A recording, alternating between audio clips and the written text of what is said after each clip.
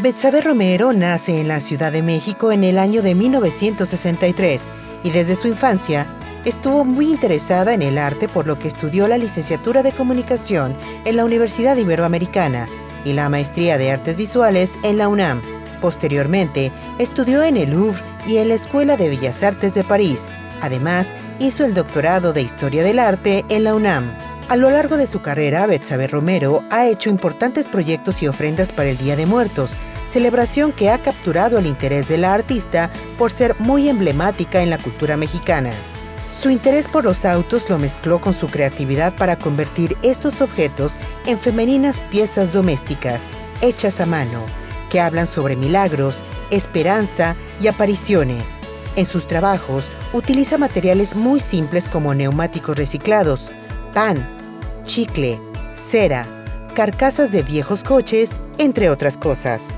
Ha participado en más de 20 bienales y ha llevado a cabo más de 40 exposiciones individuales en México y en el extranjero, entre las que destacan las del Museo Británico, el Colegio de San Ildefonso, Museo de Arte Carrillo Gil, la Universidad UNISA de Sudáfrica y La Recoleta en Buenos Aires.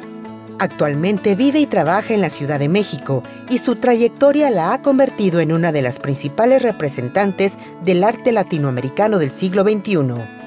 Betsabe Romero.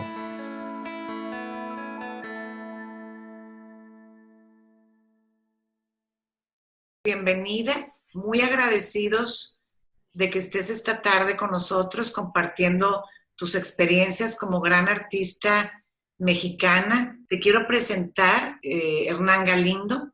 Él es un gran dramaturgo y director de teatro de aquí de Nuevo León, y él es parte de los consejeros del Centro Cultural Rosa de los Vientos. Es un gran amigo y es extraordinario dramaturgo. Qué gusto conocerte, de tu obra. Muchísimo gusto, Hernán, muchísimo gusto. Qué maravilla poder platicar contigo y convivir un rato contigo por aquí, ¿eh? Qué gusto. Qué padre. Sí, yo también estoy muy contenta de verlos. Betsabe, ¿y cómo inicias tú en el arte? ¿Qué te lleva a desarrollar ese talento y esa gran profesión? Pues yo primero quería estudiar más bien filosofía, la literatura me gustaba mucho, sí fui muy educada en las artes, o sea, toqué el piano 14 años, como toda niña así de estas que te ponen a bailar, a recitar, a tocar el piano, a leer mucho, ¿no? Entonces como que sí me educaron muy cerca de eso, íbamos mucho a los museos, pero justamente en donde más libertad tenía era en las artes plásticas, porque en mis clases de dibujo siempre era, haz lo que quieras. Cuando en la clase de piano era siempre interpretar cosas muy difíciles, en la clase de danza muy difícil, así sistema ruso y luego inglés y muy difícil. Y en cambio en las artes plásticas siempre era, haz lo que quieras. Entonces, como que es en donde más sentí mucha libertad. Y a mí sí me encantaba todo lo de, como crear, no solo interpretar. O sea, creo que sí es muy importante en la formación de todo artista, primero que nada, tener una bibliografía y unas referencias muy claras del mundo en el que se va a meter, en el código que se va a meter, cosa que no pasa. O sea, a mí me impresiona que mucha gente ya está en la escuela de arte y uno le dice, ¿cuáles son las 5 exposiciones que has visto el último mes? Que sería lo más lógico cuando estudias letras, ¿cuáles son los 5 libros que estás leyendo?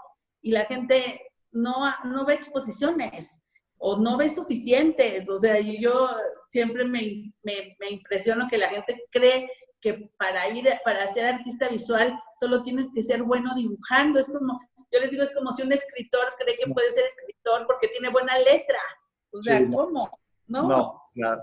La influencia de México en tu obra, bueno, es maravillosa, pero dime algo, desde niña, por ejemplo, ¿qué piensas? ¿Tu familia, tu barrio, tu entorno influyó también para empezar a contar estas historias gráficas que tú cuentas? Bueno, desde luego tuve una abuela oaxaqueña y otra del Bajío, y por ejemplo, cada año esto de estar en San Juan del Río con las ofrendas miniatura de azúcar granitos de garbanzo, de los monjecitos así, o era eso, o mi abuela de Oaxaca que hacía unos altares con cañas enormes, o sea, como una gama tan amplia de esta festividad, las abuelas cocinando. Yo tenía, a mis dos abuelos los mataron por cuestiones políticas desde que mis papás eran niños, o sea, tenía dos abuelas viudas que desde chiquitas siempre estuvieron como recordando, o sea, como trayendo a la memoria de la familia a esos abuelos que nunca vimos. Y eso pasaba en Día de Muertos, saber qué escuchaban, qué tomaban, cómo las enamoraban, qué les cantaban. Y pues sí, yo me impresionaba de saber que mi abuela, que quedó viuda desde los 30 años o así, seguía acordándose de las canciones que le había cantado el abuelo, ¿no? Y cómo se le salían las lágrimas cuando oía una canción. Entonces, eso de la memoria con las tradiciones y recordar a través de un rito que seguía vivo, que sigue vivo, me parece maravilloso. O sea, después cuando viví en Europa me di cuenta que nada que ver, o sea, que el Día de Muertos, el Todos Santos y esto, pues no es una celebración, no es algo que esté realmente activo, vivo socialmente, ¿no? Entonces yo creo que en las celebraciones populares nosotros tenemos una gran herramienta del tejido social, una gran herramienta de construcción de la memoria colectiva. He trabajado mucho también pues dignificando el arte popular a través también de todo esto. Y pues sí, yo creo que admiro mucho esta generosidad de las fiestas, esta capacidad de celebrar y esa generosidad con la que se organizan todos para que cada X tiempo veamos en las calles estas guirnaldas de papel picado que uno no sabe cómo llegaron, cómo se van decolorando y cuando ya parece que ya no existen, otra vez vuelven a salir, ¿no? Entonces, sí, es una vitalidad del arte popular y de las celebraciones que a mí me han maravillado siempre. Y nos han dado una gran identidad, Betsabe, en el mundo. Ahora México yo siento que es una potencia mundial en el sentido cultural, con los grandes vestigios arqueológicos que tenemos, los grandes museos, los grandes artistas, pintores.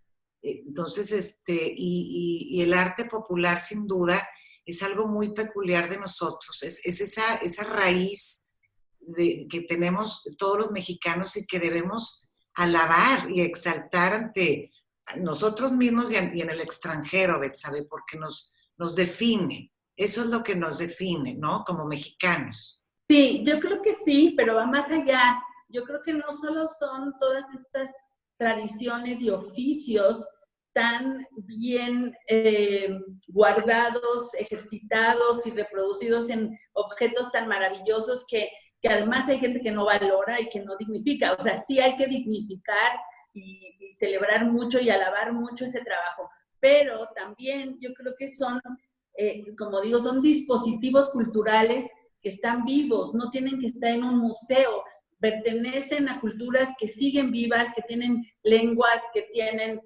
tradiciones, que tienen significados, simbolismos, mitologías, leyendas.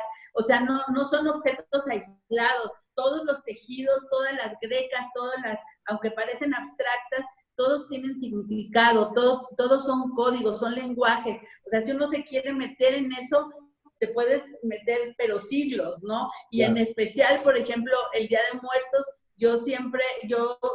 pues he escrito mucho también sobre eso cada que propongo uno.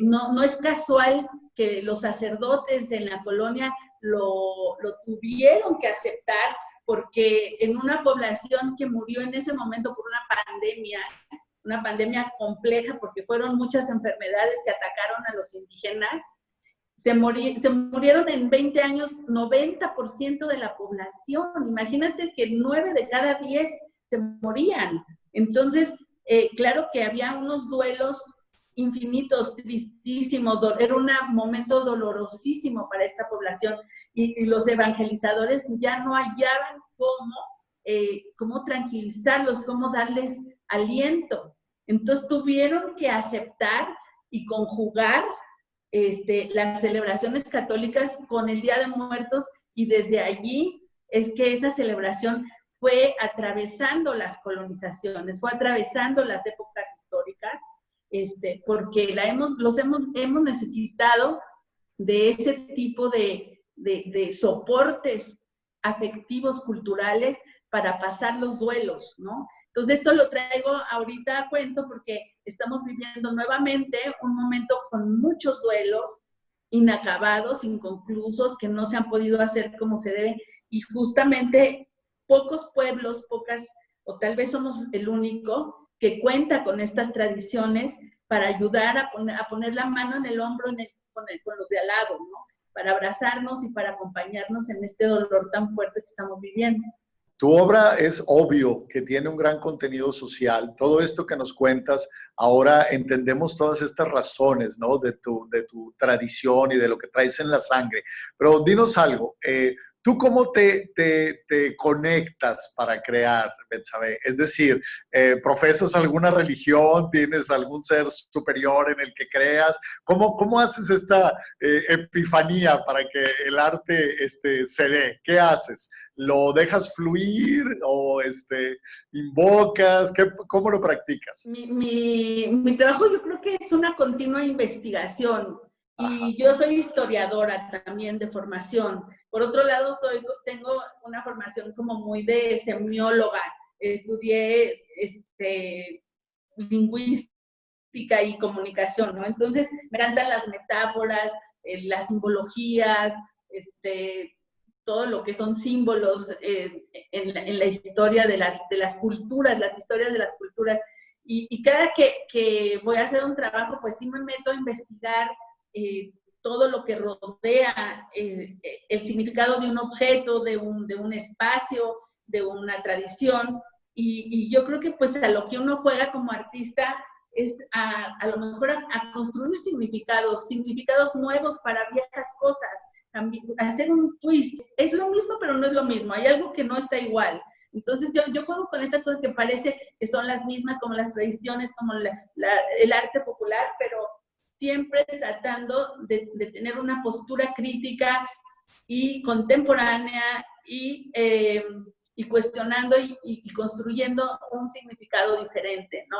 Entonces, pues esta es mi manera como de trabajar, y trabajo con muchos talleres, con los que pues cada año y según el proyecto pues voy elaborando como tejiendo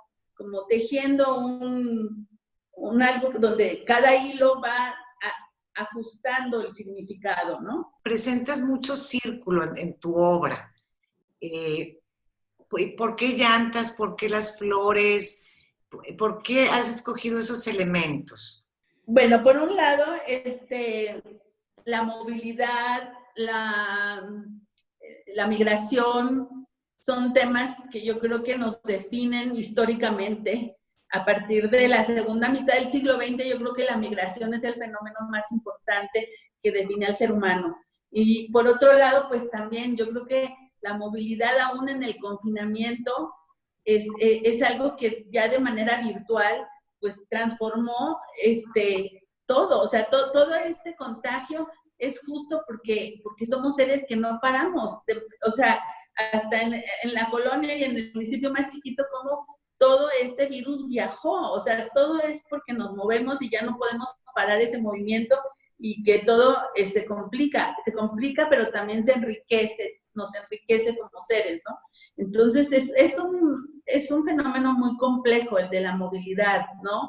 Así que la rueda y los vehículos, pues son como estos objetos que han sido como el leitmotiv de todas mis investigaciones.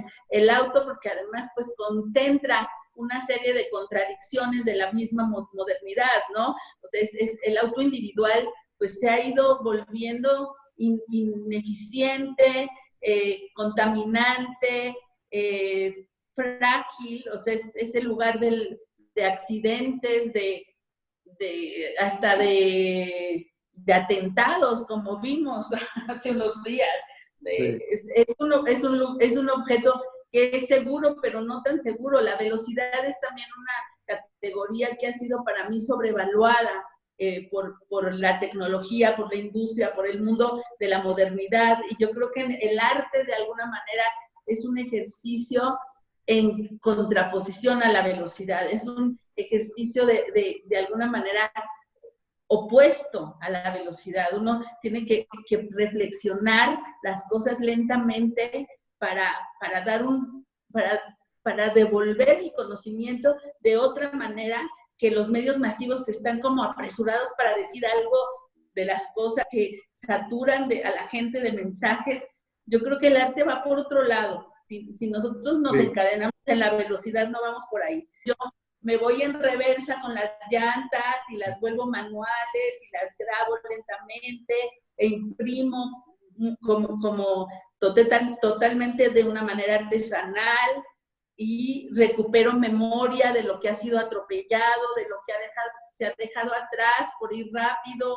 Entonces, como ese ejercicio en sentido contrario a la velocidad y a esa carrera. Yo puedo distinguir, Betsabe, en tu obra, que así como tienes estas piezas que se han quedado en los espacios públicos tan poderosas, como la pieza que está detrás de ti, con estos seres absolutamente mitológicos dentro de nuestra historia, pero también siento que tienes ese otro tipo de obra que se mueve dentro de lo efímero, como por ejemplo, que es muy hermosa, que son los altares. Entonces, ¿tú qué piensas de este arte efímero? Pues te digo que así aprendí. Yo creo que mis mejores maestras de instalación y pues casi de happening fueron mis abuelitas haciendo los altares de muertos, ¿no? Porque pues todos los altares y estas celebraciones populares se hacen efímeras, son así están hechas, ¿no? Entonces, a mí me parece que eso adentro trae mucha generosidad, porque la gente pone su tiempo, todo su trabajo, simplemente para vanagloriar la memoria. Y la memoria como un valor importantísimo de identidad y de humanidad, me parece fundamental. O sea, si no recordamos, no podemos ser seres de mañana tampoco, ¿no? Entonces, por eso es que estos altares me son muy importantes. Y además de que yo los hago efímeros, pero en realidad todo lo que yo hago lo reciclo. Entonces, muchas de las cosas que hago en los altares, obvio no las tiro, las guardo y las reutilizo siempre, ¿no? Lo más que se pueda. ¿Cómo eliges el color y la dimensión en tus obras? ¿De qué depende? O sea, yo no es que hago la obra y te digo, pues, a ver cómo la ponemos porque a fuerza, no, sino que según donde a mí me van a invitar o hasta para poner una obra, me gusta ver el lugar, sentirlo y proponer algo muy específico. Aún de obras que he puesto de otra manera, a veces pienso cómo ponerlas de una manera inédita en el lugar que me están enseñando. Ya. Me gusta mucho hacer intervenciones en arquitectura y en especial en las ofrendas. Me interesa mucho que sean transitables, no solo para contemplar, que uno pueda atravesar en ellas, que creen un ambiente y también que sean participativas.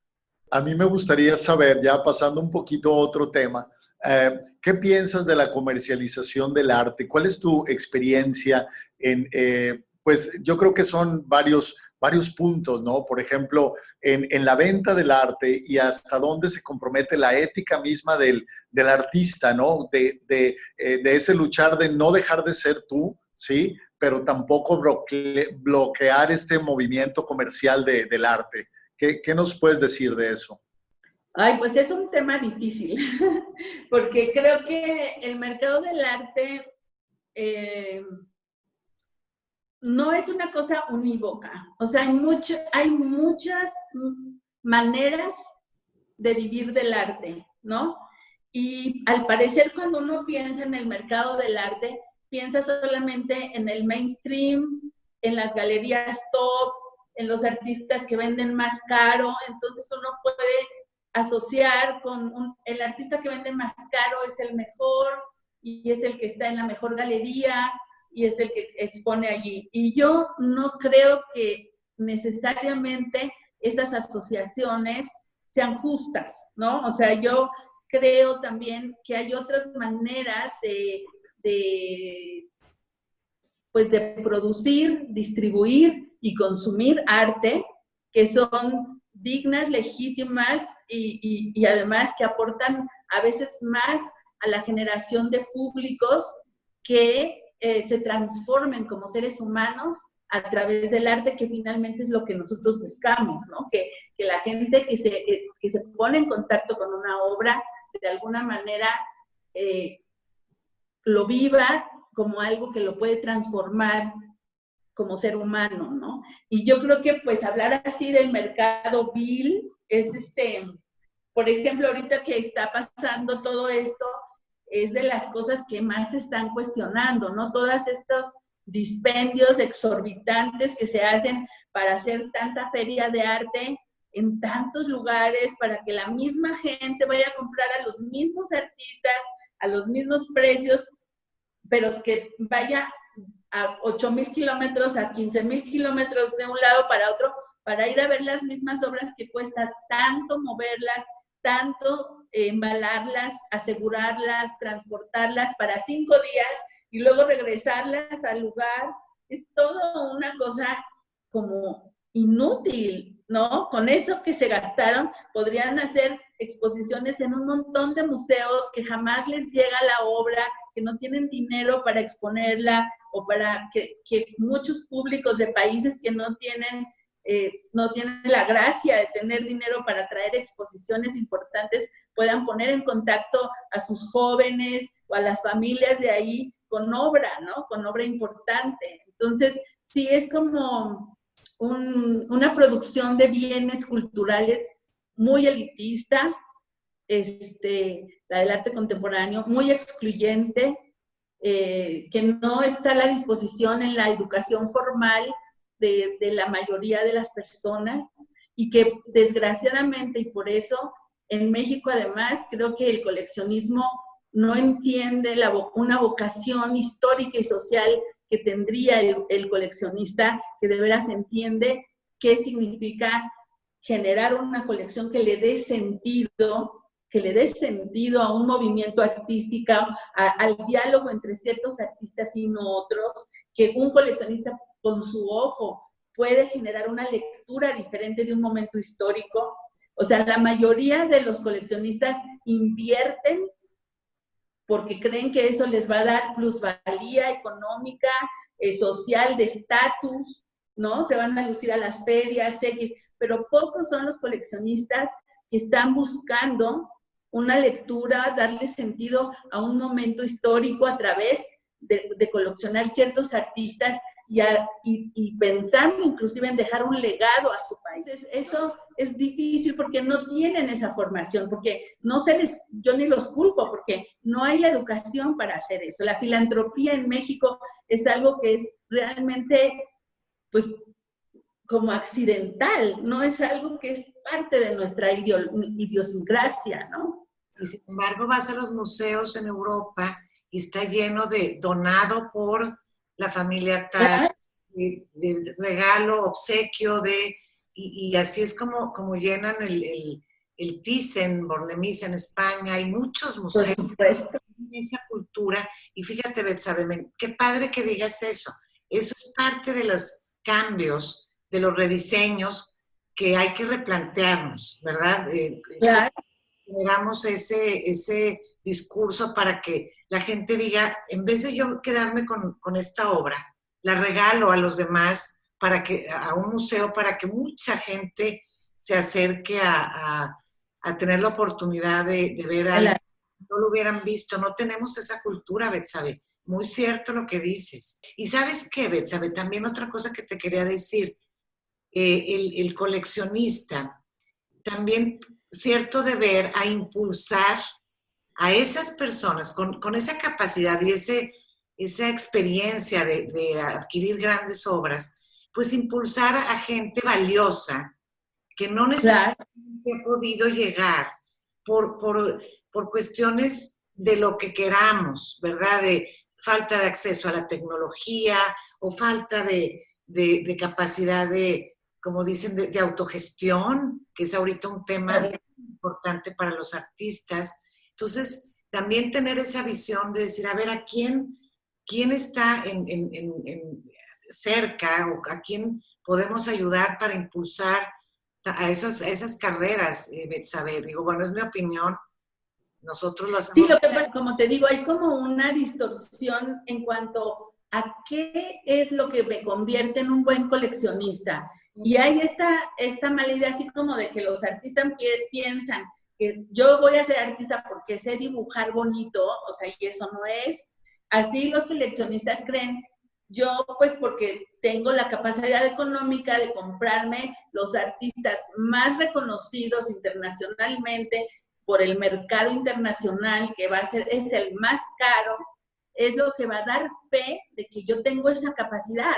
Y eso no es. O sea, yo a veces, no solo en México, yo he estado sentada en mesas con coleccionistas importantes de California y a veces te digo, ¿y tu colección en qué se distingue? ¿Tu colección qué está buscando? Ah, pues ahorita estoy buscando un Jeff Koons y estoy buscando no sé qué. Ah, entonces yo digo, o sea, buscas lo que todo el mundo está buscando. O sea, ¿en qué se va a distinguir tu colección de las otras? Y no sé, lo que no quieren es distinguirse, lo que quieren es que se parezca a la del señor más rico de al lado. Entonces, yo digo, gastar tanto dinero para hacer la misma colección del señor de al lado, pues qué flojera, cuando lo que quieres es convertir el mensaje, el legado que tú estás construyendo, un legado histórico y cultural. Entonces yo creo que es importantísimo que tenga un sentido y que le estés dando un sentido al diálogo que vas a conectar entre la obra que tú tienes, Entonces, para eso definitivamente sí necesitas investigar y sí necesitas generar, sí, un gusto, pero documentado. No va a ser nomás de precios. Entonces, eso está más difícil. Exacto.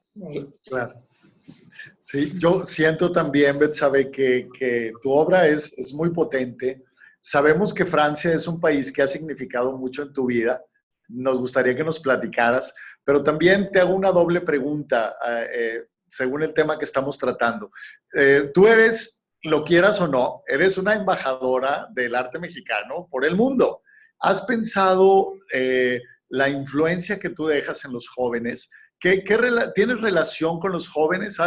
Yo sé que has trabajado en comunidades y en universidades, pero esta responsabilidad, ¿la practicas con los jóvenes que te pueden seguir, que pueden inspirarse en ti y encontrar sus propios caminos para sus propios lenguajes? Me hace una pregunta muy linda y te la agradezco porque, bueno, parte de que estás haciendo un reconocimiento hacia mí en ese sentido, gracias. A mí me emociona mucho ver que a los jóvenes les interesa mi obra y a los niños también. A los niños les parece muy lúdico muchas cosas que yo hago y eso también me gusta mucho esa parte tanto del humor que pueda tener, de lo lúdico que pueda tener y de también elementos que puedan reconocer fácilmente cualquier público, ¿no? Entonces sí he tenido, nunca me han invitado propiamente a ser profesora en alguna escuela de arte, no, pero he tenido, por las exposiciones que he hecho, siempre me proponen acompañar la exposición con conferencias, talleres, con jóvenes artistas, como he sido también becaria del Sistema Nacional de Creadores, he sido también tutora de jóvenes creadores y he dado muchos talleres en muchos lugares de la República, lo que a mí me parece muy interesante porque sigue siendo muy centralizada la educación artística en México y también pues el consumo, porque casi no hay galerías en todos los estados de la República. Entonces, sí me parece importante la responsabilidad que tengo. Creo que como mujer también soy muy privilegiada por haber podido hacer un proyecto de vida con toda libertad, porque tuve la posibilidad, mal que bien, de estudiar en Francia, que siempre quise hacerlo, y de construir una carrera como lo he hecho, siendo todavía una excepción. O sea, hay cuántas mujeres que no pueden tener esa oportunidad, y eso más que nada me compromete pues a devolver al máximo todo lo que yo he aprendido, ¿no? Y de ser posible, pues que sea con los jóvenes, que sea con los jóvenes artistas, que además yo los siento muy comprometidos. En mis últimas series los dibujo como si fueran buzos. Antes de que fuera el COVID, sentía que era una generación que iba a tener que cruzar como abajo del agua, como en el naufragio total, hasta tratar de llevar a la civilización a la otra orilla, si lograba atravesar. Y así había yo pintado cosas abajo del agua, y como todos aguantando la respiración, tapados, y pues ya salió que era cierto, ¿no? Entonces ahora he seguido con esa serie, y tengo mucha fe en las nuevas generaciones que han sufrido este shock tan fuerte al inicio de sus carreras, al inicio de su despegue como adultos, tener que parar, tener que taparse, tener que esconderse. O sea, qué difícil les toca, ¿no? Yo siento, Betsabe, nosotros somos una generación que ya nos había tocado mucha adversidad. Nos tocaron muchos cambios muy radicales en nuestro país, y a mí me preocupaba mucho la juventud que no sabía manejar pues un fracaso, un problema. Entonces creo que el reto para los jóvenes, para reinventarse, para volver a acceder a trabajos, etcétera, es difícil, ¿verdad? Hay que mencionar que vienen de una generación muy, pues que no había vivido lo que nosotros, ¿verdad, Hernán? Que nos ha tocado aspectos, un camino arduo. Pero yo creo que más, todavía peor a ellos, porque ahora el mundo, o sea, nunca habíamos hablado con tanta angustia de que el mundo se está acabando. O sea, esta cosa de el fin del mundo es algo que no existía.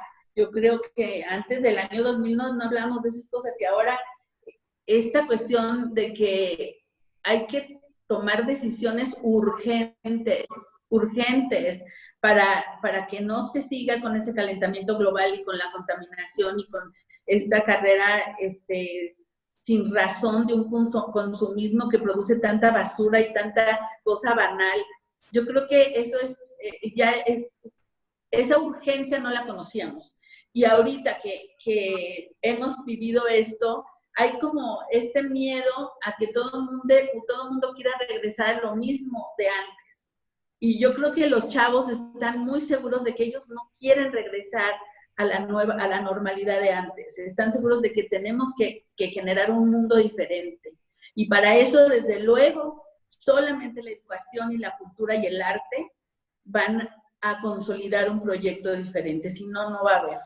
Solamente disciplinas como esas, ¿verdad? Que son las que llevan más humanismo dentro de sí, son las que pueden ayudar en esto, ¿no? Son las que generan experiencias, Betsabe y Hernán, que es lo que debemos, la felicidad y lo que los jóvenes buscan, a diferencia a lo mejor de nuestras generaciones, son esas experiencias en un museo, esa película, esa obra de teatro, ese concierto, que aparte te llena el alma, te hace una persona mucho más interesante, capaz de relacionarte más con otras personas, y son cosas que nunca olvidas. Entonces, a mí eso me gusta mucho de los jóvenes, que se vayan inclinando hacia allá para cambiar mucho la mentalidad de otras épocas.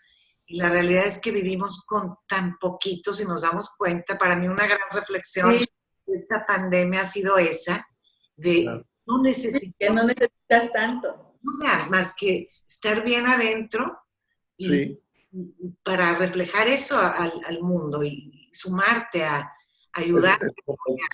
Y además creo, sin duda, que esta situación nos ha empujado a salir de una zona de confort. Creo que entre las cosas positivas que nos han generado es reconocer que la vida sencilla puede ser mucho mejor, reconocer que necesitamos el arte, el humanismo, la filosofía, conocernos, pero también salir de esta zona de confort. En tu caso, Betsabe, ¿cómo sales? ¿Cómo te reinventas? ¿Cómo sales de, cuando te das cuenta, supongo, un día dices, a ver, estoy como repitiendo un poquito? ¿Cómo te reinventas? ¿Qué haces? Pues mira, la verdad es que nunca he tenido la oportunidad de sentirme realmente cómoda, de que ya todo está solucionado, porque, bueno, estuve pero eso fue hasta el 2007, con una galería que era de Monterrey, Ramis Barquet, que era como muy importante en Nueva York y todo. Y con él sí tenía como esta cosa de saber que siempre iba a las ferias, me hacía cada 2 años una expo y todo. Pero después de ahí todo ha sido como con mucha incertidumbre, aunque bien, aunque ha ido mejor. O sea, los proyectos más interesantes que yo me doy cuenta ahora que me han ayudado y que me han permitido seguir creciendo, son proyectos que van entre museos y universidades, como proyectos que tienen que ver con lo académico, con la investigación, con instituciones que de antemano están involucradas con una visión del arte que está vinculando la producción artística con otros públicos, tanto con el de los estudiantes, como de los migrantes, como de los indígenas, de diferentes zonas. Entonces, o con gente con capacidades diferentes. Entonces, me ha tocado como, no sé por qué, o me han visto a mí que como que entro en eso, o que me interesa, y efectivamente me interesa, y para cada institución o espacio de este tipo, pues ya han generado proyectos como más profundos que hacer una exposición en una galería, por ejemplo, Claro, ¿no? Entonces, claro. ahorita, por ejemplo, me están haciendo un libro después de toda una experiencia que tuve con los indígenas misosogos en Toronto con la Universidad de York, y estamos haciendo otro libro también sobre todas las ofrendas que he hecho de Día de Muertos y Estupendo, de los altares de Dolores.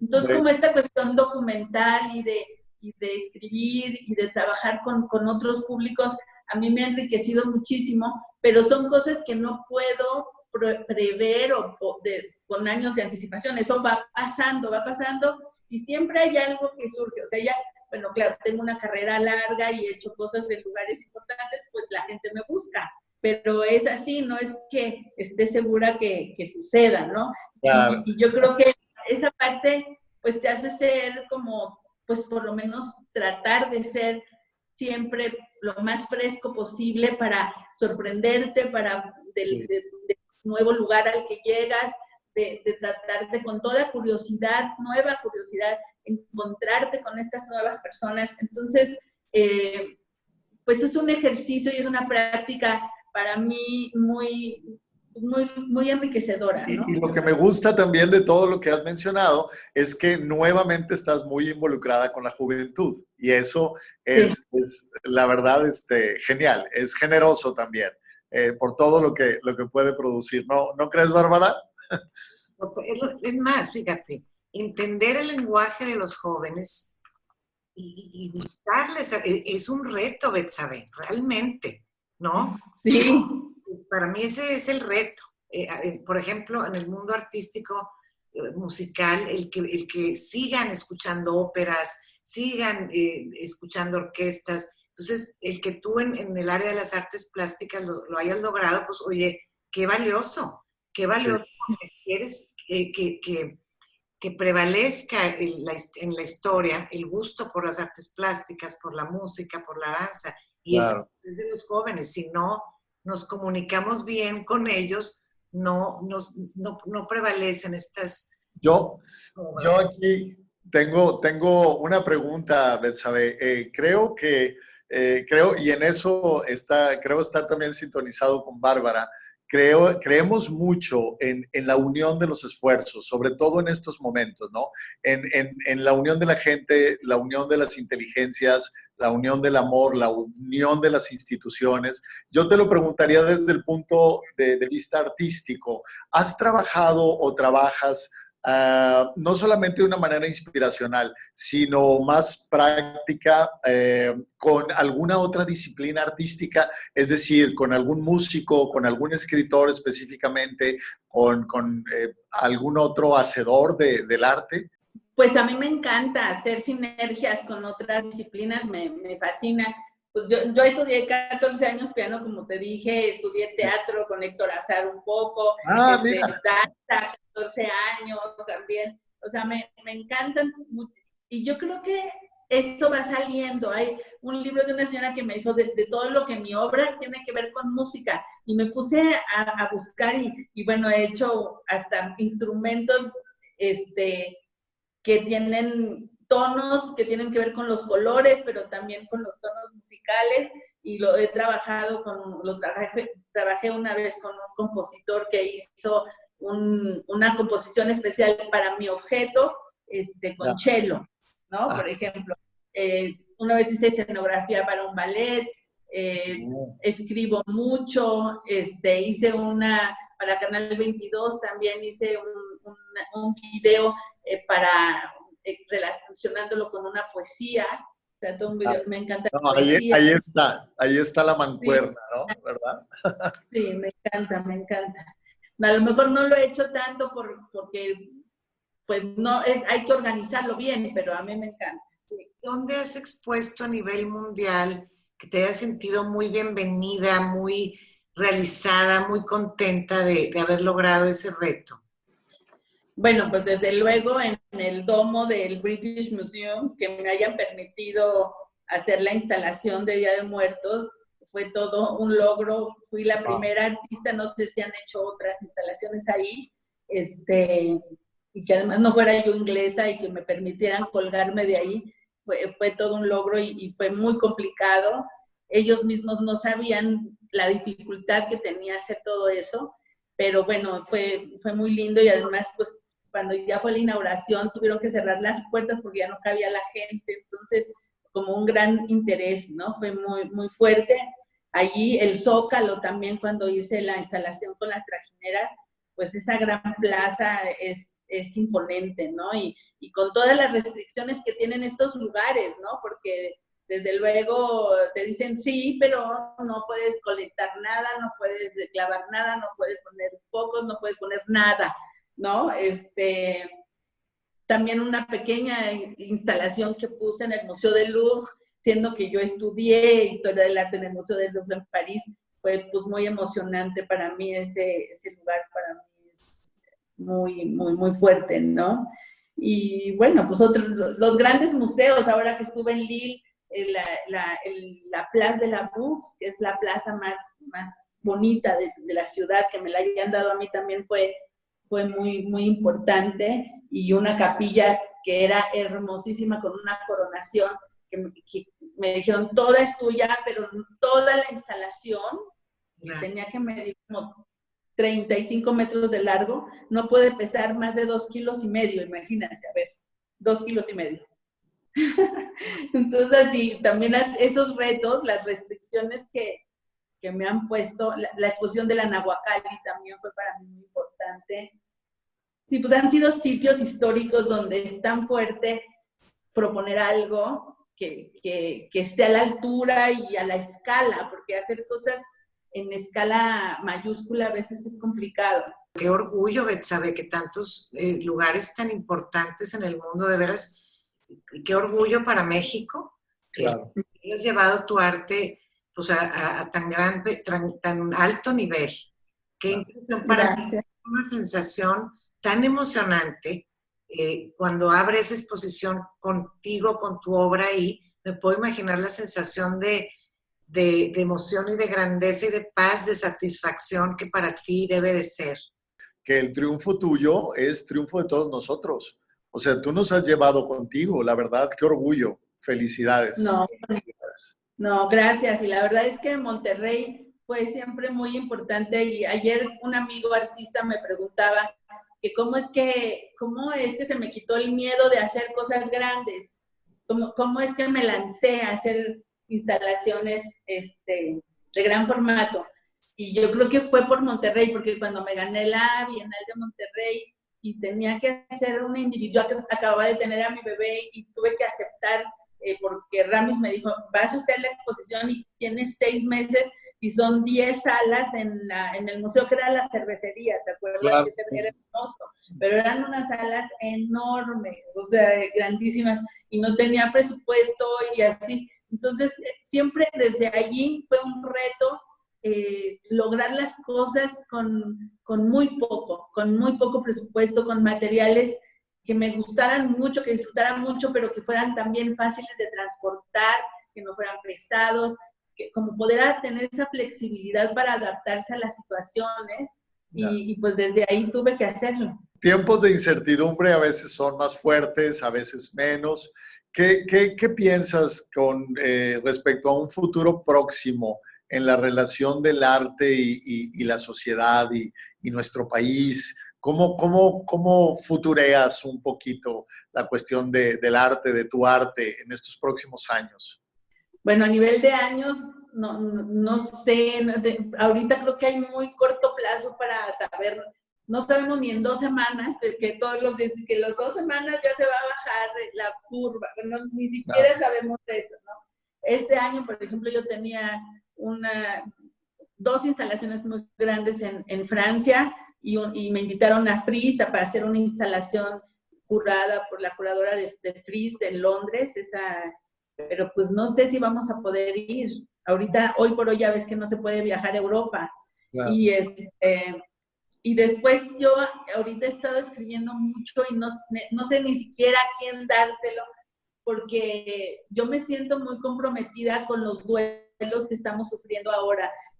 Los duelos de los que se nos han ido por COVID, pero también los que se nos han ido por otras razones. Yo he tenido muchas malas noticias de gente que se ha ido, amigos míos, y bueno, para empezar, mi propio padre, que falleció hace un mes, y que yo viví todo, en medio de la pandemia, todo eso, y todos estos duelos también subjetivos de proyectos que no hemos hecho, de todo lo que teníamos planeado que no salió, y yo creo que sí hay una necesidad muy grande de acompañarnos, de acompañar esos duelos, y como te decía al principio, yo creo que lo del Día de Muertos, este Día de Muertos 2020, es una oportunidad que no tiene ningún otro país que ha pasado por COVID.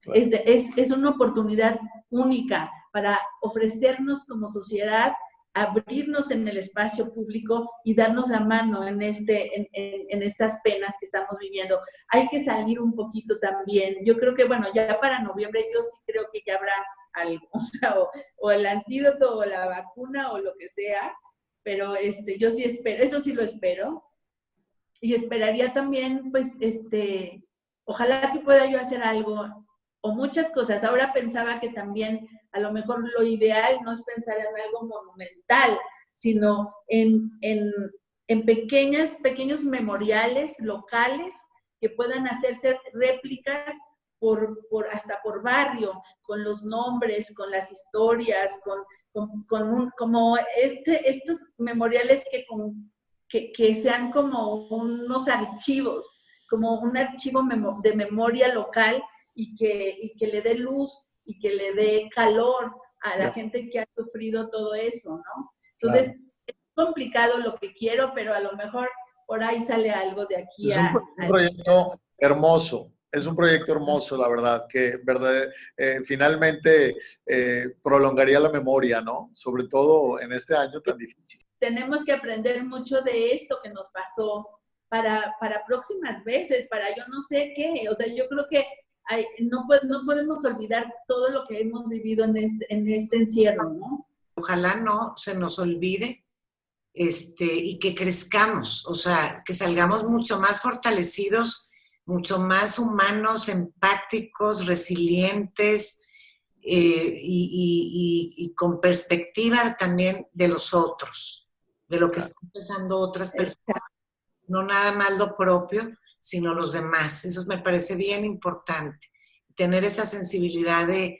ver el mundo. Dignificar la memoria de los que han sido héroes en este momento, tanto porque han dado su vida como médicos, como enfermeras, como todos estos que también la han pasado mal, no han tenido lo necesario, los han hasta insultado. O sea, yo creo que eso tiene que parar para las próximas veces definitivamente. Y por otro lado, ha habido también mucha generosidad que también se ha visto. Yo conozco muchos grupos que vienen de la sociedad civil y que se ponen a cocinar y que salen y le dan de comer a la gente. Y yo creo que lo mejor que viene va a venir de la sociedad civil, no va a venir de la política ni de los estados, va a venir de la sociedad civil, porque la política ya es una dimensión muy desgastada, muy decadente. Entonces yo creo que ahorita tanto los chavos como los artistas, como gente como ustedes, como todos, somos una comunidad que queremos humanidad y que estamos enlazándonos con todos los que queremos lo mismo. No. Y por ahí va a haber iniciativas y van a venir de ahí. Y por eso es que es importante esos memoriales para que sean puntos de reflexión y de recordar siempre que de ahí viene la cosa, ¿no? De acompañamiento, Betsabe, muy importante. Acompañamiento, muy importante. No hubo ese acompañamiento, como bien decías, pero que sí hay un respeto por esa gente que sufrió muchísimo la pérdida de un ser querido. Claro. Y fíjate, son cosas tan, pareciera tan mínimas, pero tan importantes para el ser humano, para el espíritu, para el sentirte claro, protegido. Claro. Tienes una idea magnífica, Betsabe. Ojalá se pueda desarrollar cuando las condiciones se den en nuestro país. Tenía una invitación a Monterrey, fíjate, desde antes tenía una invitación para hacer como un altar o algo en Monterrey. No sé qué va a pasar. Ahí si pasa algo les aviso. Nos ha dejado un panorama muy amplio, Betsabe. Yo te felicito mucho por tu compromiso social. Hace rato te quería preguntar también si partías en tu creación a partir del dolor, y creo que en gran parte lo has contestado, ¿no? Porque estos memoriales de los que nos hablas, ahora que estás pasando por este tránsito de tu padre y tanto dolor y muerte que tenemos alrededor, sin duda creo que también te motiva, te inspira, te empuja a levantar tu voz, ¿no? Y entonces sí eres una artista que puedes crear a partir del dolor, ¿no? Sí, bueno, ahorita desde luego que sí. Y en los últimos años, toda la violencia que ha habido en el país, y cuando hoy he hecho trabajos en la frontera y con los migrantes, pues me ha dolido con ellos lo que veo, o sea, porque también mucho de mi trabajo tiene que ser en el lugar del crimen, ¿sabes? No creo esto como que lo vi allá y lo puse en el cubo blanco y allá se quedan los que les dolió y yo se los enseño acá nomás, ¿no? Entonces, digo, aunque parte de lo que yo haga se exponga en museos y en galerías, pero sí pasa porque yo genere las cosas en el lugar, ¿me explico? Y eso duele. Agradezco mucho tu tiempo. Creo que necesitamos unirnos, creo que tenemos que seguir haciendo acciones colectivas, tenemos que saber trabajar de la mano, la sociedad civil, la parte de la cultura y todas las diferentes dimensiones de la sociedad que se involucran, y eso es lo que perseguimos tanto Hernán, yo en lo personal y todo la institución del Centro Cultural Rosa de los Vientos, es cambiar ese lenguaje de sumarnos, de ser solidarios, de ayudarnos. Yo espero que a través de esta iniciativa se sigan sumando muchas voces como tú para darnos cuenta de, primero, porque si no tienes la conciencia de lo que pasa, no puedes cambiar nada. Entonces, claro, es una manera de generar esa conciencia hacia ese cambio, de que las cosas grandes, Betsabe, se hacen de la mano de muchos actores, no nada más, claro. Nadie podemos solos. Eso es muy importante también, que a veces como artistas, de hecho hasta el mercado y las instituciones han acentuado como esa parte de que el artista es un individuo que se inspira de la nada y como que es un ser casi sobrenatural, que está dotado de una serie de facultades que le vienen de sí mismo. Y yo no creo, o sea, yo creo que somos parte de un circuito en donde el conocimiento de todos se confluye en uno, y uno lo tiene que devolver. O sea, es un trabajo de devolución del conocimiento, y es una devolución que viene de la comunidad y que tiene que regresar a la comunidad. O sea, a mí desde luego me choca como la exacerbación del individualismo del artista, que hace hasta fetichizar todos los gestos que hace, y esa parte del arte en que todo lo que toca un artista ya se volvió arte porque ready-made, ¿no?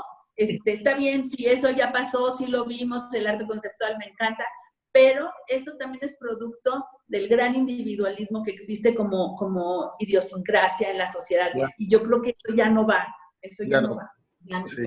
Todo el mundo, ya se voltea el mundo hacia trabajar a la comunidad. Claro. El individualismo, Betsabe y Hernán, porque eso es lo que generó tanta disrupción y tanta descontento, desigualdad, sobre todo desigualdad, ¿no? Sí. Pues contra lo que tenemos. Claro, y que también todo se monetariza, y ahora cuando piensas, bueno, los científicos trabajan para laboratorios, que los laboratorios lo que quieren es ganar dinero con sus medicinas, ya desconfías hasta de eso, ¿no? Sí, Por eso es que la cuestión del arte y la cultura tiene que responder a otras cosas, y tiene que responder sobre todo a un humanismo colectivo. Betsabe, muchas gracias. Ha sido estupendo platicar contigo. Quiero tus libros.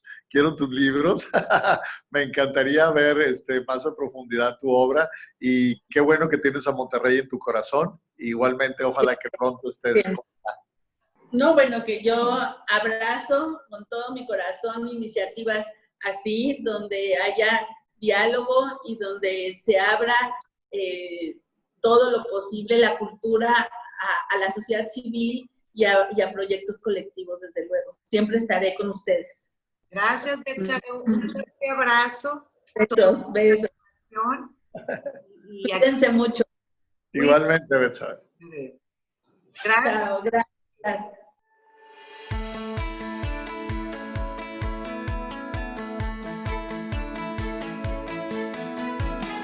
En el próximo episodio de Conectarte, la renombrada diplomática Rosalba Ojeda. No te lo pierdas. Conectarte.